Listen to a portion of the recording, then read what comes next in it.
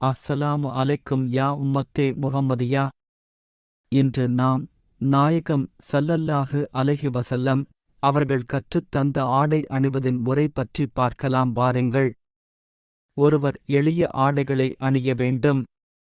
தற்பெருமை பிடித்தவர் போல ஆடைகளை அணியக்கூடாது. ஒரு கொடியவனைப் போலத் தோற்றம் அளிக்கச் செய்யும் உடையைத் தவிர்க்க வேண்டும். அடக்கமற்ற ஆடம்பரமான உடைகளைத் தவிர்க்க வேண்டும். அல்லாஹ் ஒருவருக்குச் செல்வ வளத்தைக் கொடுத்திருந்தால் அதற்கு நன்றி தெரிவிப்பது போல அவர் தரமான ஆடையை அணிய வேண்டும். ஆடை அணியும் போது ஓதும் துஆ: الحمد لله الذي كساني هذا الثوب ورزقنيه من غير حول مني ولا قوة.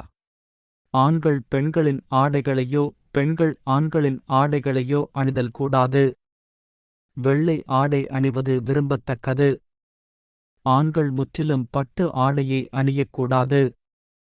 ஆண்கள் அணியும் ஆடை அவர்களுடைய கணுக்காலுக்கு கீழே நீண்டிருக்கக்கூடாது.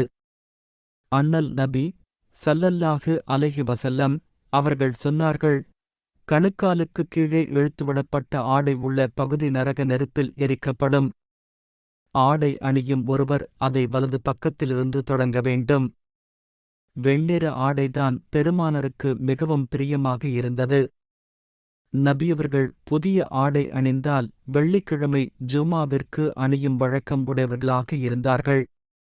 இன்ஷா அல்லாஹ் நாம் அனைவரும் சுன்னத்தை பேணி வாழக்கூடிய மக்களாக இருப்பதற்கு அல்லாஹ் கிருபை செய்வானாக. ஆமீன்.